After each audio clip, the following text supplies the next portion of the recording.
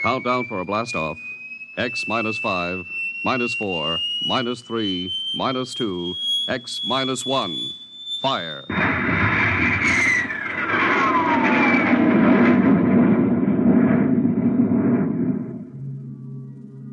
From the far horizons of the unknown come transcribed tales of new dimensions in time and space. These are stories of the future, adventures in which you'll live in 1,000,000 could-be years on 1,000 maybe worlds.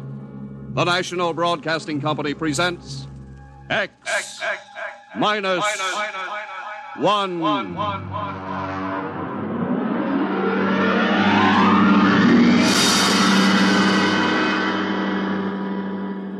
If you wanted to take over our world with a minimum amount of resistance and trouble, how would you go about it? Tonight we'll tell you how, with a strange and chilling story by George Lefferts. The Parade.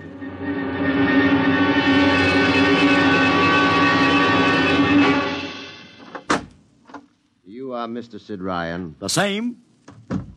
My name is Luchar. I am a Martian. Pleased to meet you, Mr. What was that again? A Martian? As in Orson Welles? Precisely. I'm a Rotarian myself. Sit down. Thank you. Now that we've had our little joke, Mr. Luchar, what can Publicity Associates do for you? I am interested in obtaining publicity. It has been my observation that advertising and publicity are the very backbone of earthly civilization. Spoken like a true Martian, Mr. Luchar. Now, if you'll tell me the name of the client. The client, of course, will be the Martians. You don't give up, do you? Give up? The gag, I mean. Oliver.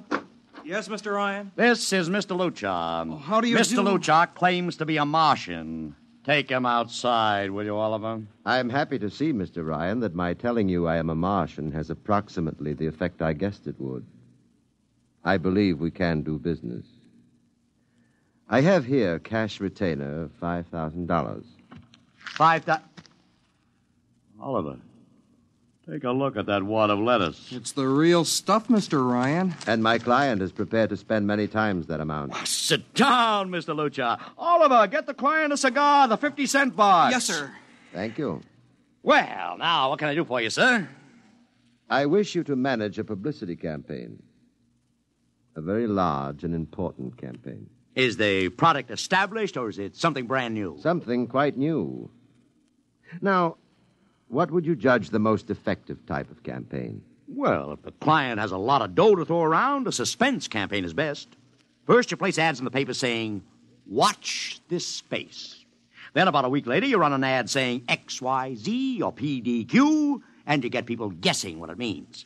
Then, finally, when you've teased them enough, you bust loose and unveil the product. Excellent.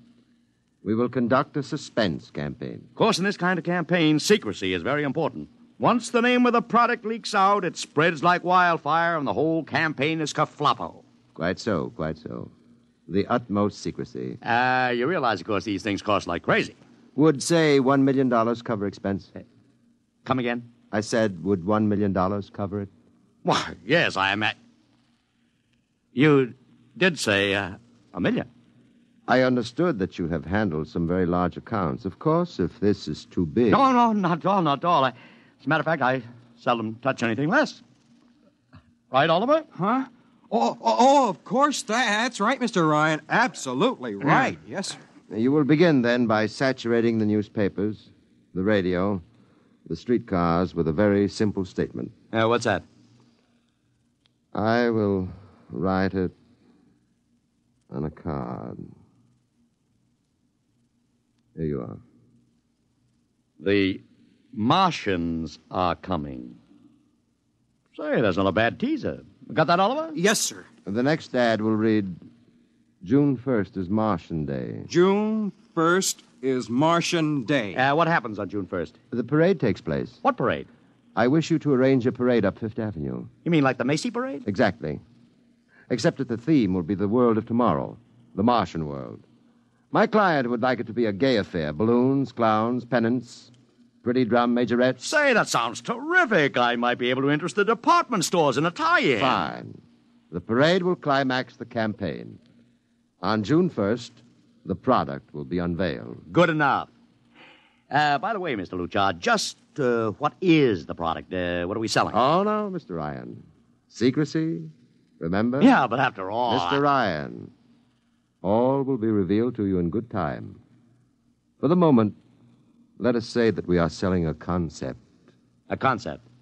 The concept of invasion from Mars.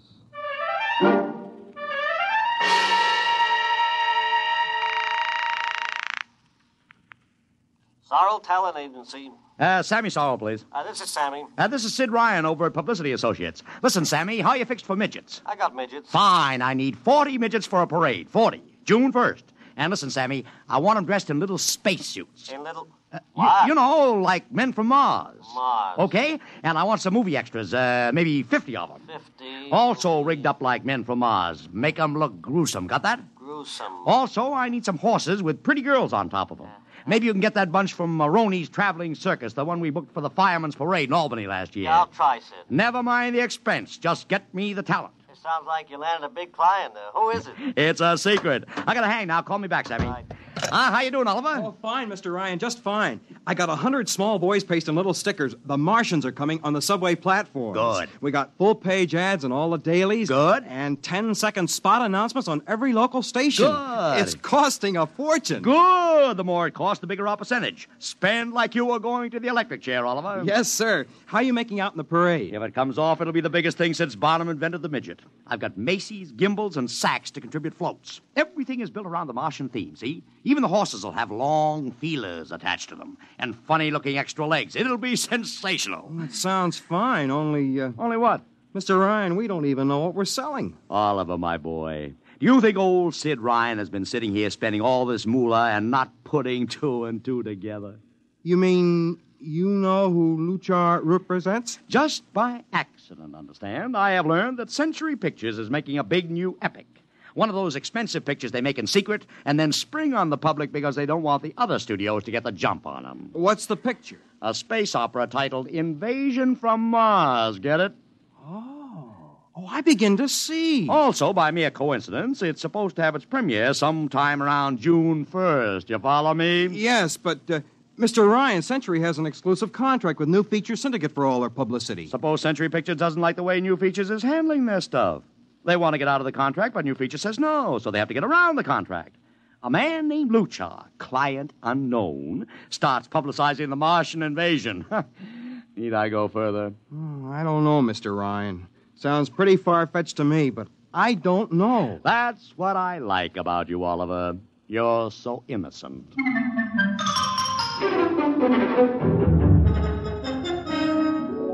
Now, let me talk to Commissioner Patrick, please. Sid Ryan.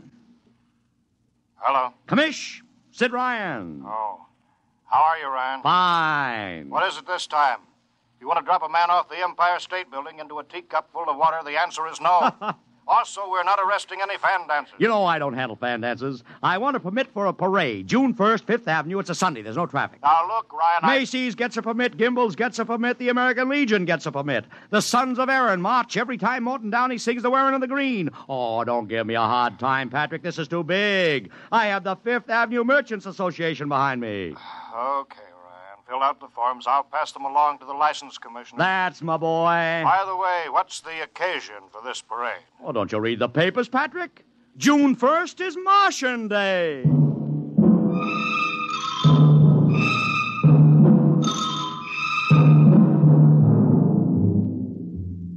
How is the campaign going, Mr. Ryan? Like wildfire, Mr. Luchar, like wildfire. Everybody and his brother is going along with the gag. Yesterday, we distributed 50,000 Martian hats to school kids. I got some of the merchants doing World of Tomorrow displays in their windows. Every big novelty manufacturer in town is climbing on the bandwagon. They want to get into the parade with floats, giveaways, anything. Everybody smells a buck to be made.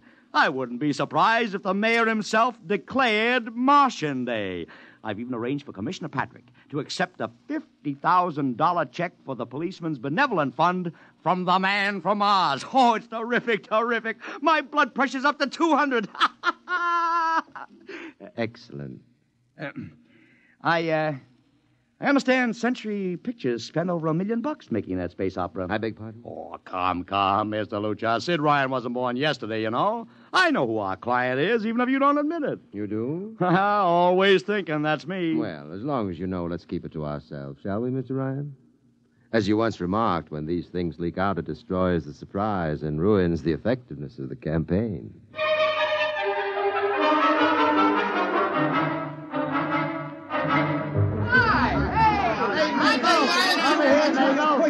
Ladies and gentlemen, this is Ken Daly speaking to you from our portable transmitter atop the reviewing stand for the much-heralded Martian Parade on Fifth Avenue.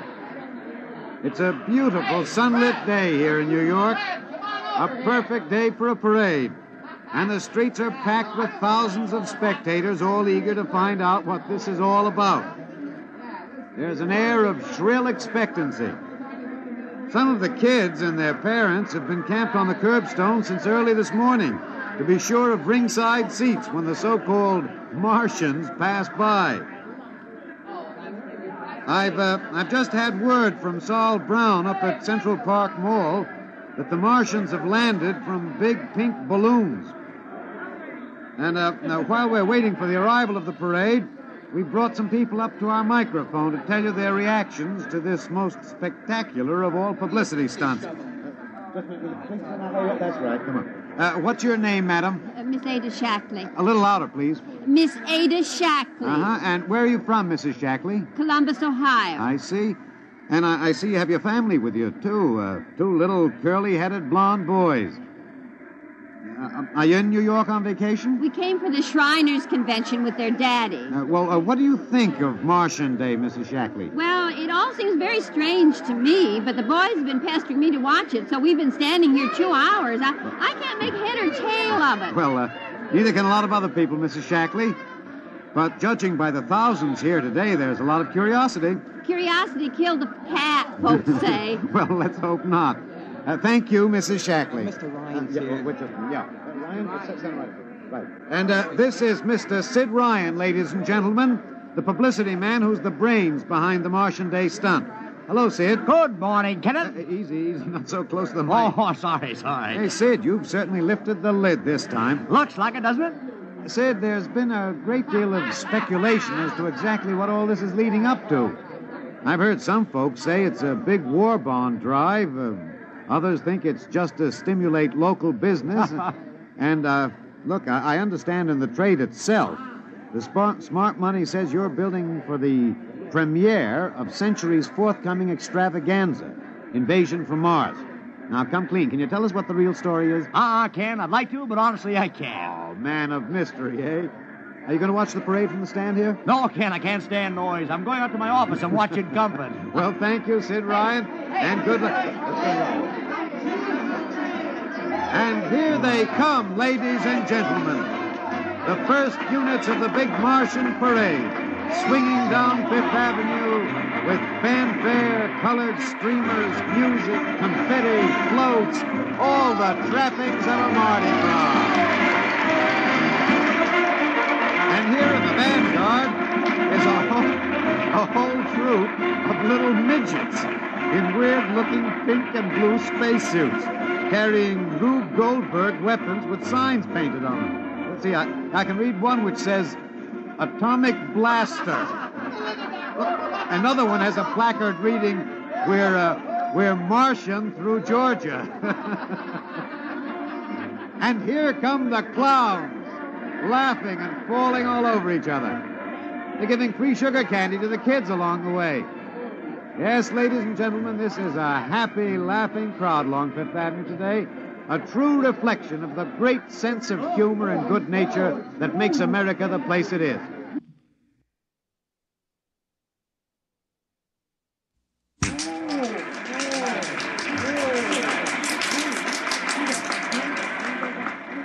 This is promised as the climax of the show.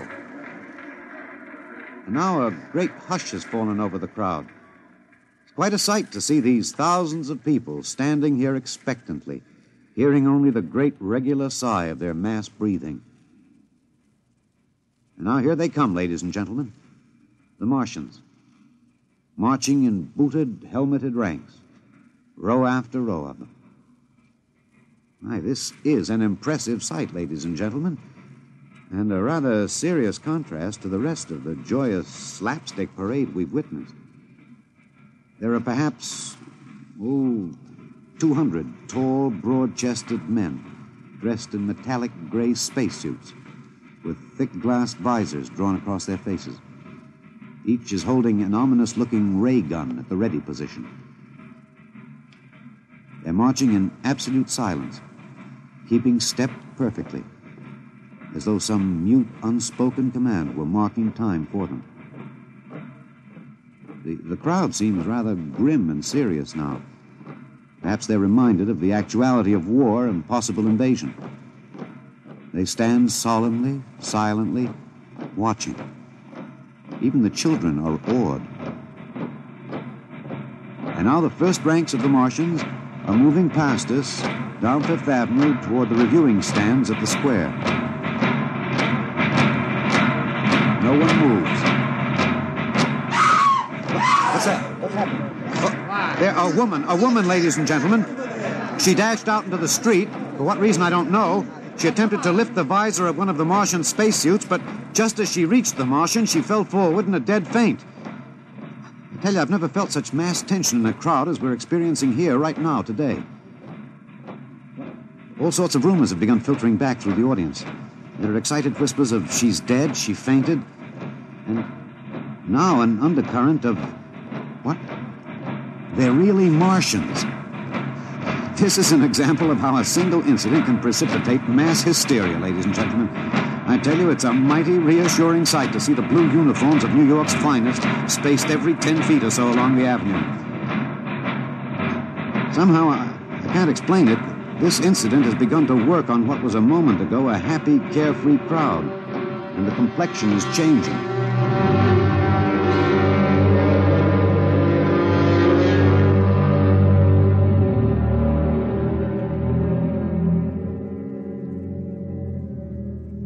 Mr. Ryan, did you see that? A woman fainted. Of course I saw it. What do you suppose she saw? Oliver, old man, did I ever tell you were too naive for this business? But that young woman ran out into the streets to get a close look at the Martians, and then she screamed and fainted dead away. I'm well aware of that, Oliver, since I paid her $50 to do it. What? The dramatic moment, Oliver, the stock and trade of the good publicity, man. Relax. Holy smokes, you sure think of everything. Yeah, for my share of this deal, roughly $100,000, I can afford to think of everything. Shut the window. Don't you want to see the finish? We'll go down to the reviewing stand for the finish. Right now, I want to make a phone call. By the way, where's Lucha? I haven't seen him. Well, he'll be around. Boy, those Martians sure look like the real thing. How would you know the real thing if you saw it, Oliver? Well, gee, I don't know. Close the window, Oliver. Oh, yes, Mr. Ryan.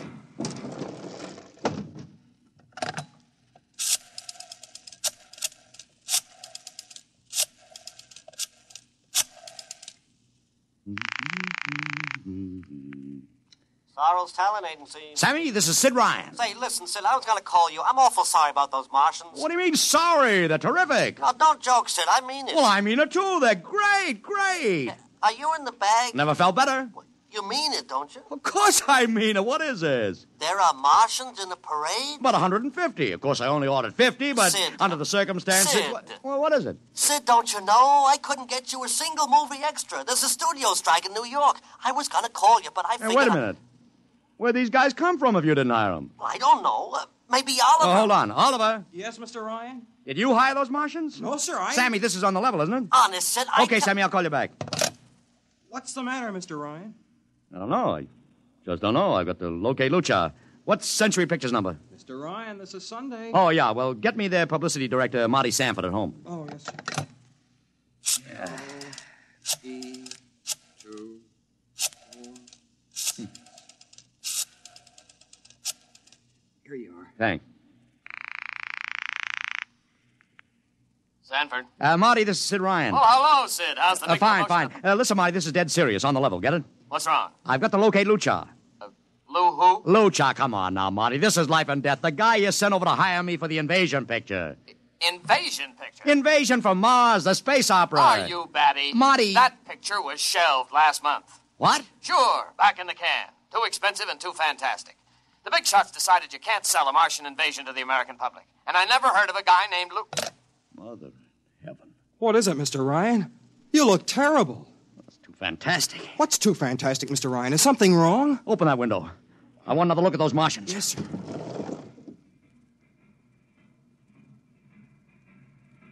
Look at them.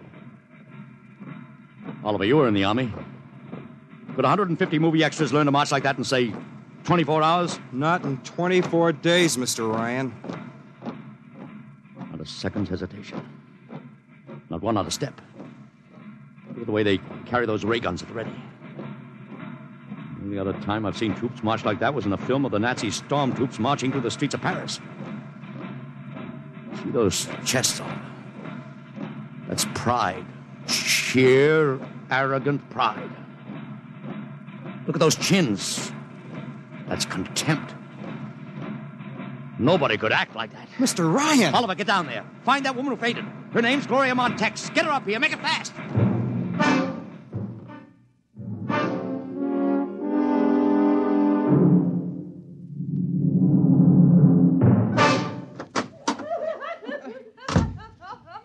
Here she is, Mr. Ryan.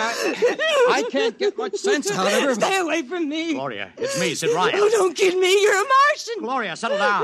No, you're wearing a mask. Baby, it's me, Sid. And underneath, it's awful. It's all big green eyes and those feelers like a catfish. Baby, snap out of it. Listen, what happened down there? You ran out and screamed like I told you, but the fainting, that wasn't in the act. Oh, go away, please. Go away. What'd you see? Oh, no, please. It's too awful. Please, please. Just one question, baby. Inside that helmet, what'd you see? You won't get anything out of her, Mr. Ryan. She needs a doctor. Okay, Oliver, I've heard enough anyway.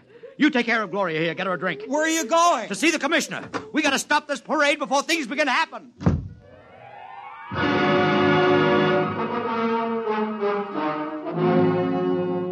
Okay, Ryan, what's the beef? Listen, Patrick, I don't know what it is, see, but something's wrong. You gotta stop that parade. I suppose you'd like the riot squad. That would get you a front-page spread on every paper in town.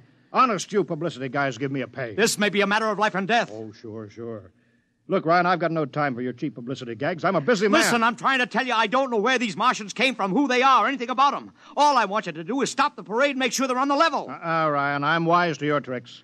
Now, if you let the sergeant show you out... You won't do it, huh? An honest citizen appeals for protection and you refuse it. I most emphatically do. Now beat it. All right, Patrick. I'll go right to the mayor's office. I'll have you busted flatter than a fried egg. Go ahead.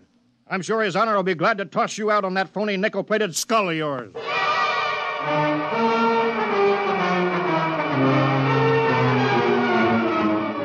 You heard me, Ryan. You cannot see the mayor. Adolf, please. This isn't a gag. I don't want publicity. All I want to do is maybe prevent something horrible from happening. In case you don't know it, wise guy, something horrible is already happening. A couple hundred little kids are in the hospital with ptomaine poisoning from that phony Martian candy you passed out. Or didn't you know? I didn't. We've got to stop that parade. Sure you'd like nothing better than to start a panic now. Maybe a few hundred people would get trampled to death. Think of the newspaper space that would get you and your product. I won't stand for this, Adolf. You won't have to, because you're going to get out of here right now. Go on, beat it. Get out. You and your publicity stunts make me sick to my stomach.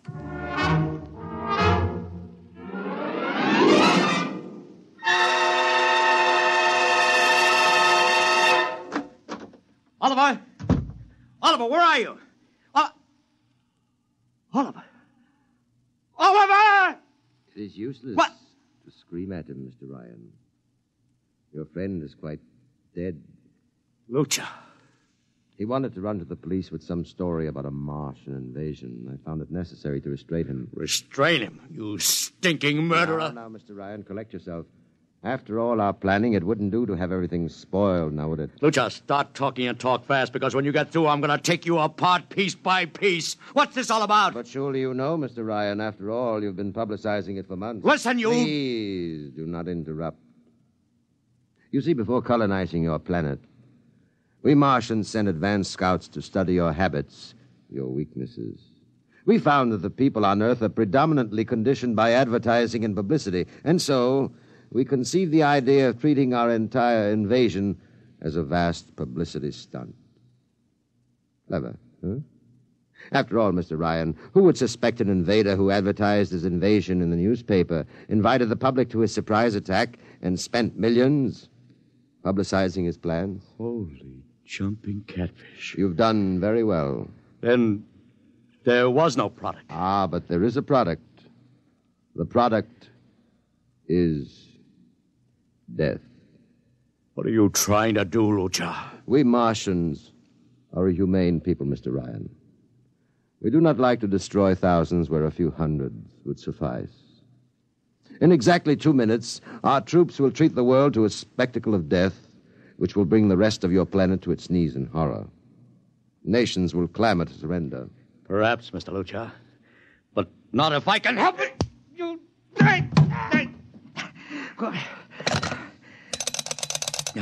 Yes, please. Operator, this is Mr. Ryan. Get me the field telephone on the reviewing stand of the Martian Day Parade. Hurry. Anyone in particular? Just hurry. Reviewing stand, Sergeant Cassidy. Get me Commissioner Patrick. Hello. Hello. You'll have to talk louder. I want Commissioner Patrick. Oh. Patrick! Wait a minute. Things are quieting down. Now, what was it you wanted? This is Ryan. I have to talk to the commissioner. It's a matter of life and death. I'm sorry, you can't talk to him now. The chief Martian is presenting the PBA check to him. The Martians are going to fire a salute. Listen, you got to stop him. What? Stop him! I'm sorry, Mr. Ryan. You idiot! The worst is going on!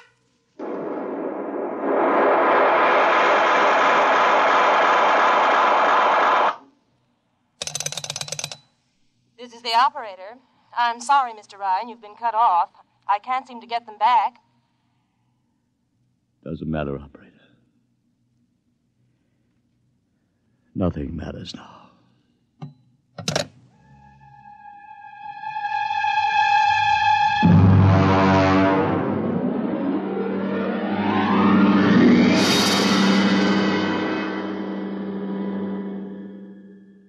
Tonight, X-1 has brought you The Parade, an original story written by George Lefferts.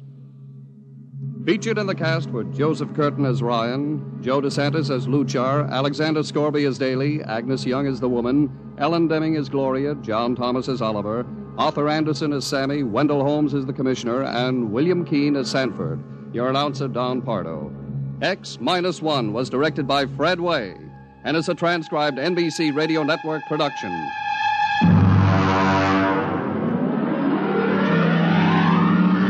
Next week, the tables turn. Instead of Martians invading Earth, we bring you a tale of men invading Mars. Ray Bradbury's brilliant short story entitled Mars is Heaven. Suppose you were a member of the first rocket ship crew to land on Mars, but instead of seeing Martians, you find that you've landed in a town that looks just like home, that all your dead relatives and friends are there to greet you, so that as incredible as it may seem, you think you're really in heaven. That is, you think so, right up to the fatal moment, the moment of X-1.